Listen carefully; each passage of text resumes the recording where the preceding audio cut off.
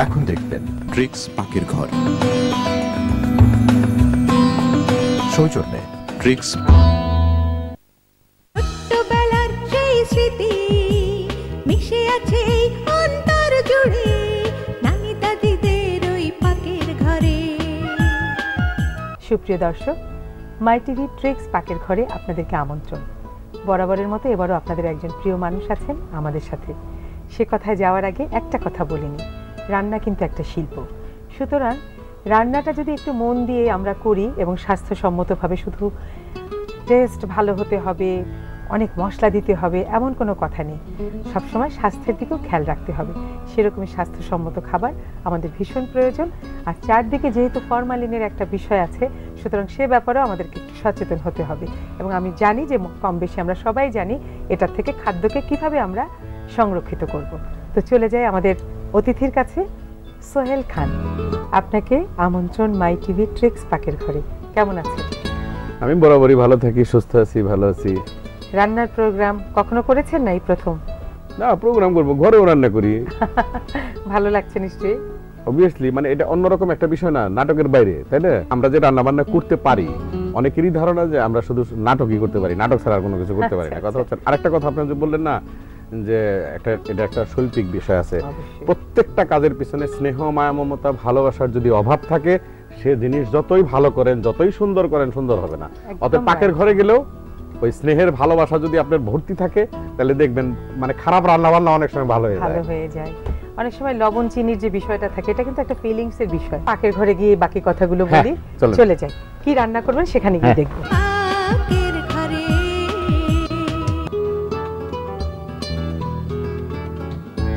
দর্শক, চলে এলাম ট্রিক্স পাকের ঘরে। সাথে আছেন আপনাদের সবার প্রিয় একজন মানুষ, আমারও প্রিয় অভিনয় শিল্পী সোহেল খান। চলে এলাম তো ট্রিক্স পাকের ঘরে। কি রান্না করবেন? একটা কথা বললেন না যে মানে আপনার প্রিয় আমি, আপনি হয়তো জানেন না যে আপনি আমার কত প্রিয় একজন মানুষ। আপনার একটা কাজ আমি বাদ দিই না, সবসময় দেখি। অনেক ধন্যবাদ। আজকে যেটা রান্না করব আমরা, মানে মিষ্টি নুডলস। আমরা তো সবসময় ঝাল নুডলস খাই। এখানে কিন্তু মানে দুইটা রেসিপি আছে। নুডলস এক পাশে রান্না হবে, আর ওই যে বল দেখতেছেন, এই বলগুলা পটেটো বল, আলু দিয়ে, মানে আলু দিয়ে গোল গোল বল, পটেটো বল যেটাই বলেন, এই দুইটা সমন্বয়ে একটা রান্না হবে, দুইটা রেসিপি। আচ্ছা, তো এখন আমরা নুডলস করতে আমাদের লাগছে সেদ্ধ করা নুডলস আছে। হ্যাঁ হ্যাঁ। আর হচ্ছে বাটার, ঘি, তারপরে কিশমিশ, বাদাম, গরম মশলা, চিনি, এই তো। পটেটো বল করতে কি লাগছে? পটেটো বল করতে লাগবে, এটা হলো আলু কুচি, চিকন করে কাটা হয়েছে। এটা হচ্ছে হলো বাদাম, আর এটা হচ্ছে কিশমিশ। আচ্ছা, তো এই যে দর্শক, এখানে আলু দেখুন কুচি কুচি করে কাটা। এটার মধ্যে একটু আটা বা ময়দা মেশানো হয়েছে, আর একটু ময়দা অথবা সাদা আটা এরকম দিলে মানে জিনিসটা আঠালো হবে আর কি, পেস্ট করতে সুবিধা হবে। এটা করে আমরা অলরেডি এই কিশমিশ এবং বাদাম এই বলের মধ্যে আমরা দিয়েছি, এবং সেটা দিয়েই আমাদের হলো এই বল, পটেটো বল, তাই তো? এটা যেহেতু সময় কম, আমরা অলরেডি তৈরি করে ফেলেছি। আমরা এখন এটা ভাজবো, আর একদিকে এটা ভাজতে হবে ওই সয়াবিন তেল দিয়ে। সয়াবিন তেল আর একটু ঘি দেব ঘ্রাণের জন্য। তো আমার মনে হয় নুডলসটা আমরা বসিয়ে দিয়ে আমরা পটেটো বলটা ভাজবো।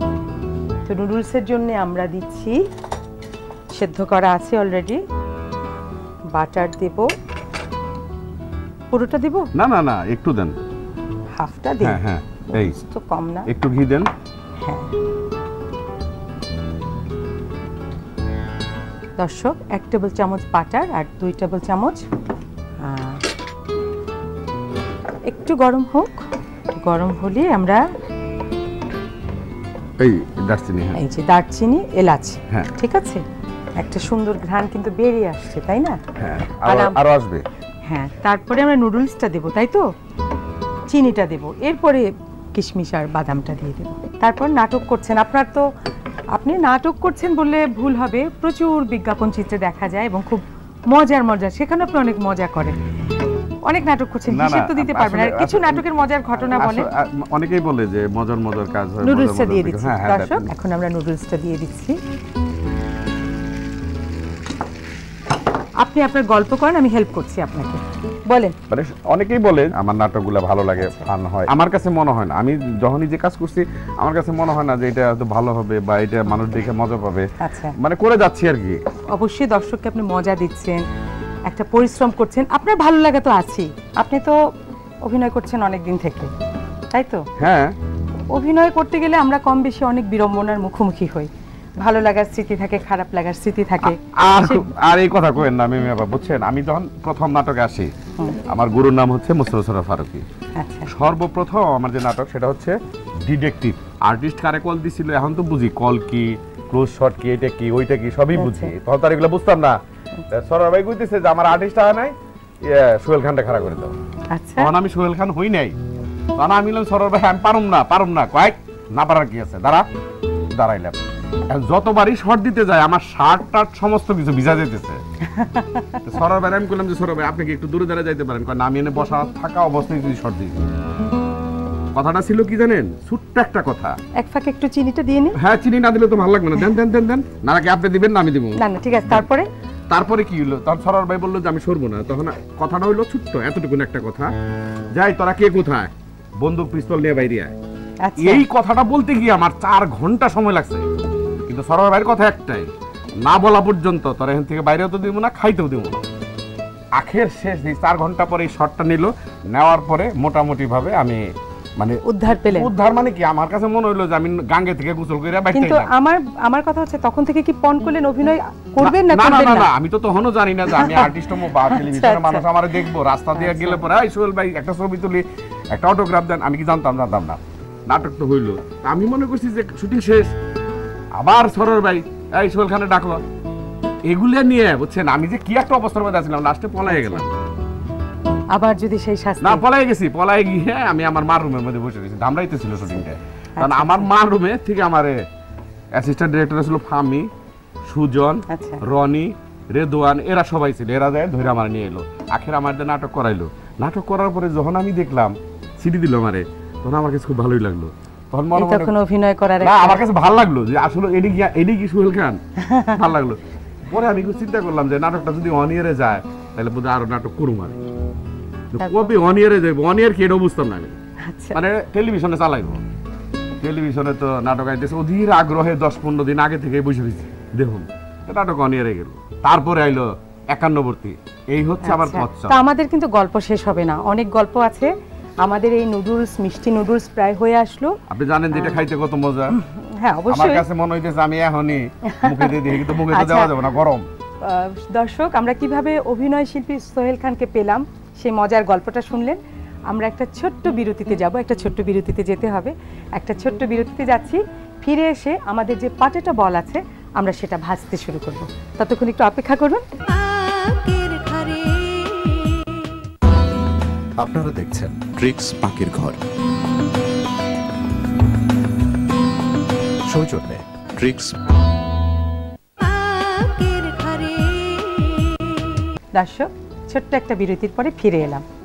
আমাদের এই মিষ্টি নুডলস রান্না কিন্তু প্রায় শেষ। এখন কি করব বলেন? আমার তো খাইতে মন চাইতেছে, বুঝছেন? কি বাকি আছে বলেন? না, বাকি কিশমিশ দেন, আর আচ্ছা একটু বাদাম দেন। রান্না শেষ, দেখছেন কত সুন্দর গন্ধ আসতেছে। আমরা এখন পটেটো বলটা ভাজবো, কিন্তু আমার মনে হয় একটু দর্শকদের দেখানো উচিত যে আমরা পটেটো বলটা কিভাবে করলাম। ঠিক আছে, চুলাটা নিভিয়ে রাখি। দর্শক, পটেটো বল করতে হলে এই যে আলুটা একদম মিহি কুচি করতে হবে। কি কোন পটেটো গোলা আলু রে কুচি কুচি করে কাইটা বাটির মধ্যে দিছে। ও, এখানেও নাটক করছেন? নাটক না, এর মধ্যে একটু ময়দা নেন। ঠিক আছে, আলুটাকে আমি ঢেলে নিই। হ্যাঁ, ঠিক আছে। হাত আমার ধোয়া আছে, আরেকবার আপনাদের সামনে ধুয়ে নিচ্ছি। না, এখন ময়দা ঢালেন। আচ্ছা, একটু সামান্য ময়দা নিচ্ছি, এরপর একটু চিনি, খুব সামান্য, বেশি না, এই চামচের 2 চামচ নিলাম। ময়দাটা কেন দেওয়া হয়েছে জানেন? আটাও তো দেয়া যায়, তাই না? হ্যাঁ, আটা সাদাটা দিতে হবে, কারণ আটা যদি লালটা হয় তাহলে পরে অন্যরকম হয়ে যাবে। কথা বুঝছেন? একটু আঠালোর জন্য এটা দেওয়া হয়েছে। এটারে আমরা কি বলি, পেস্ট, তাই না? আর বাংলা ভাষায়, খাঁটি বাংলা ভাষায় আর কি সবকিছু মিলিয়ে একদম মাখিয়ে লইলাম আর কি, বুঝেন নাই? দর্শক, আমরা কিন্তু এই যে বলের মধ্যে কিশমিশ আর বাদাম দিয়েছি, তাই তো? শুনেন মেমিয়াপা, শুধু কিশমিশ আর বাদাম না, এনে অনেক কিছু দেওয়া যেতে পারে। মুড়ি দিতে পারেন, বিস্কিট দিতে পারেন, চকলেট দিতে পারেন। আমরা চুলাটা জ্বালিয়ে নিই। জ্বলে নাই। হ্যাঁ, তেল দিতে হবে, তেল এবং ঘি দেন। বাস একটু ঘি দিতে হবে। ঢাকনাটা রাখি। ঘিটা কেন জানেন? একটু ফ্লেভারের জন্য, মানে ডিফারেন্ট একটা ফ্লেভার হবে। ঢাকনাটা ওখানে রাখতে হবে। তেলটা গরম হোক। আমাদের আলুর বল তৈরি, তাই তো? গুলালুর বল। আচ্ছা, তেলটা একটু গরম হতে হবে। এই ফাঁকে আপনার নাটকের গল্প বলেন। শুধু নাটক না, ছবিতে কাজ করছে। শুনেন, আমি সিনেমা, আমার রিসেন্ট বোধহয় 2টা ছবি গেছে। একটা হচ্ছে দেশাদা লিডার, আর একটা হচ্ছে অনেক স্বাদের ময়না, বুঝছেন? খুব মানে ছবিটা দেখে আমার খুব ভালো লাগছে। আসলে আমি মানে কথা, আমি আর আপনি একটা ছবিতে কাজ করেছিলাম, মনে আছে? অনেক আগে, লালটি। লালটির তো যাচ্ছে কোনো একটা চ্যানেলে বোধহয়। এখন কথা হচ্ছে যে আপনার নাটক, আপনার কোন একটা নাটক আমি কতবার দেখছি তার কোনো শেষ নাই। হিরো মানে নায়ক ছিল তৌকির ভাই, আর নায়িকা ছিলেন আপনি। নাটকটার নাম হচ্ছে, তেলটা গরম হয়ে গেছে, হ্যাঁ দেন দেন দেন, দিতে কথা বলি। হ্যাঁ, নাটকের নাম হচ্ছে ফিরিয়ে দেওয়ার অন্য, ট্র্যাক্সের উপরে। হ্যাঁ হ্যাঁ হ্যাঁ। আজ থেকে আমার মনে হয় 15 বছর আগের নাটক। আরো আগে আমার টোটাল অনেক আগে, যখন আরব দেশের লোকেরা খুরমা বিক্রি করে খায়। হ্যাঁ, তখন। আর খাবার দাবারের কিন্তু কোনো রকম ফের নাই, বুঝছেন? খাবার দাবার আপনি যেভাবে খাইবেন, মানে যার মুখে যেরকম মজা লাগে। আচ্ছা, আপনি আমার মনে হয় নুডলসটা সার্ভ করে ফেলেন সুন্দর করে। দর্শকদের বলেন আমরা কি করছি। না, মিষ্টি নুডলসের উপরে, মিষ্টি নুডলসের উপরে ওই চামচটা একটু হোক, ভেঙে যাবে না, ভাঙবে না। রান্না করেন নাকি? না, রান্না তো টুকটাক করি। রাতের বেলা যখন শুটিং শেষ করে ঘরে যাই, আচ্ছা, আমি হেল্প কথা বুঝছেন, হ্যাঁ, লম্বা হয়ে শুয়ে থাকে। আচ্ছা, তখন কি করতে হয়? নিজেরই তো হাত মুখ দিয়ে সবকিছু। না, রান্না না, আরেকটা বিষয় যে আমরা যা করি, যে অনেক সময় এক একটা নতুন নতুন রান্না প্রিয়জনকে করে খাইয়ে আমরা খুব খুশি হই, ভালো লাগে। আমি কিন্তু আমি গরু মাংস কোন, ভাত কোন, তারপর আপনার ডাল কোন, পোলাও কোন, এগুলো সবই রান্না করতে পারি। হ্যাঁ, আপনার কি কখনো মনে হয় কোন একটা ছুটির দিনে আমি আমার প্রিয়জনকে আমার মতো করে রান্না করে খাওয়াবো, ওরা খুব খুশি হবে? না, আমি প্রায় রান্না করি। আমি যখন শুটিং যখন না থাকে, ঘরে থাকি, তখন আমি রান্না করি ঘরে। খুবই ভালো লাগলো শুনে কথাগুলো, যদি সত্যি হয়। না, অবভিয়াসলি সত্যি, কেন সত্যি হবে না? আপনার কি ধারণা যে নাটক ছাড়া আর কোনো কিছু পারি না? না, এখানে আমার একটা কথা আরো আছে। একটা না, আমি যতটুকু পারি, আমি যা পারি আপনি পারেন না। আমি গাড়ি চালাতে পারি, আপনি পারেন না। পারি। আমি যা রান্না করতে পারো, আপনি পারবেন না। আচ্ছা, না ভালো। তবে একটা কথা, আমি এবার দুষ্টুমি না, সত্যি সত্যি বলছি, আমরা যারা মিডিয়াতে আছি, অনেকে মনে করে আমরা বোধহয় ভিন্ন গ্রহের মানুষ, আমরা মনে কিছুই জানি না, কিন্তু 8-10টা মানুষের মতোই আমরা সাধারণ। যারা চিন্তা ভাবনা করে আমরা ভিন্ন গ্রহের মানুষ, অন্য দেশের মানুষ, সবাই না, কেউ না, তারা কিন্তু মানে ভুল চিন্তা ভাবনা করে না। আমি রাস্তাতে হাইটে যেতেছি, আমি 10 জনের সাথে কথা বলতেছি, মেয়ে যাচ্ছে, একজন হয়তো সালাম দিল, আসসালামু আলাইকুম, আপনি দেখলেন, সালামের উত্তরটা নিলেন না, এরকম লোক আছে আমাদের মাঝখানে, আছে না? আমি দেখছি, নাম বললে খারাপ লাগে, এই জন্য অনেকে ভাবে আমরা ভিন গ্রহের মানুষ, আর আমাদের ভিন গ্রহে না ভাবার কোনো কারণই নাই। সোহেল ভাই, কথা তো শেষ হবে না, একটা ছোট্ট বিরতিতে যাচ্ছি, ফিরে এসে দেখবো আমাদের এই রান্নাটা পুরোপুরি শেষ হয়ে গেছে। একটা বিরতি থেকে ফিরে আসছি। আপনারা দেখছেন ট্রিক্স পাকের ঘর। সৌজন্যে ট্রিক্স। দর্শক, ছোট্ট একটা বিরতির পরে ফিরে এলাম ট্রিক্স পাকের ঘরে। দেখুন তো, আমার তো মনে হয় রংটা প্রায় ধরেছে, মানে প্রায় কাছাকাছি আর কি, আর একটু লাল লাল একটু লাগবে, যেহেতু নুডলসটা সাদা। হ্যাঁ হ্যাঁ হ্যাঁ হ্যাঁ, রংটা। তারপরে বলেন, গল্প তো আপনার থামিয়ে দিলাম, কিছু বলার আছে? না, গল্প তো আপনি, আমি যদি গল্প করি, বুঝছেন ম্যাম, আপনিও পাগল হয়ে যাবেন, টেলিভিশনে যারা বসবো তারাও পাগল হয়ে যাবে, কথা বুঝছেন? না শুনেন, অনেক সময় হয়তো মনে করতে পারে একটু বেশি কথা বলে কেউ, কিন্তু এসব মানুষকেই বেশি মিস করে সবাই। মজার একটা ঘটনা বলি আপনারে। হ্যাঁ। আমি যখন ঘরে যাই, আমার ছেলে, আমার ফ্যামিলির সবাই কি কয় জানেন? কি বলে? হয় ও কথা কয় না কেন।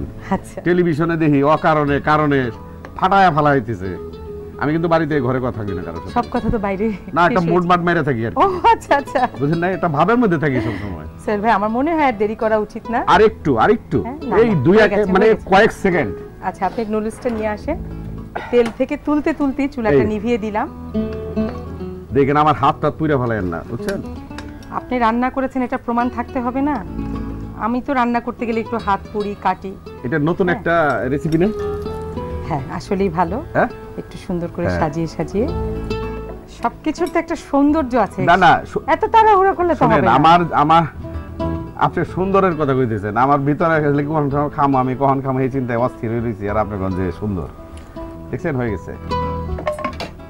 দর্শকদের দেখাচ্ছি। দর্শক দেখুন তো কেমন লাগছে মিষ্টি নুডলসের সাথে পটেটো বল। সবই সুন্দর, কিন্তু এখানে কথা আছে, বুঝছেন? সাদা নুডলসের মধ্যে এই যে লালচা কালার, এটা দেখতে সুন্দর লাগবে। আবার পাশে এখানে দেখেন, এখানে গাজর আছে, তারপর এটা কি কয়? লেটুস পাতা। সালাদ পাতা বাংলা কথা তাই না, আচ্ছা। এই একটা আছে, এটা দেওয়া হয়েছে, জি। এটা সুন্দরের অনেক জন্য। হলো কথা, এখন এটা কিন্তু টেস্ট করতে হবে। তাড়াতাড়ি লন, দাঁড়াইছেন কেন? মিষ্টি নুডলসের সাথে আলুর বল। যা লাগবে: নুডলস 1 প্যাকেট, আলু 2টো, আটা, চিনি, ঘি, তেল, কাজু বাদাম, কিশমিশ, গরম মশলা। প্রণালী: প্রথমে আলু ধুয়ে ভাজির মতো চিকন করে কেটে নিতে হবে।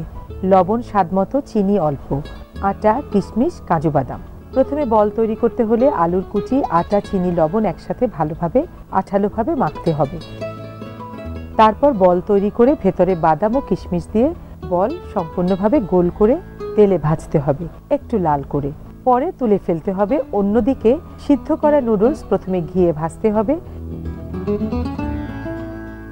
সাথে গরম মশলা দিয়ে একটু হালকাভাবে ভাজতে হবে। পরে চিনি দিয়ে রান্না শেষ করে পরিবেশন প্লেটে আলুর বল সাজাতে হবে।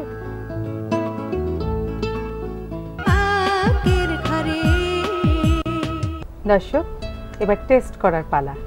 রেসিপিটা তো ভালো করে দেখে নিয়েছেন, এবার দেখব সোহেল খান রান্নায় কতটা পারদর্শী।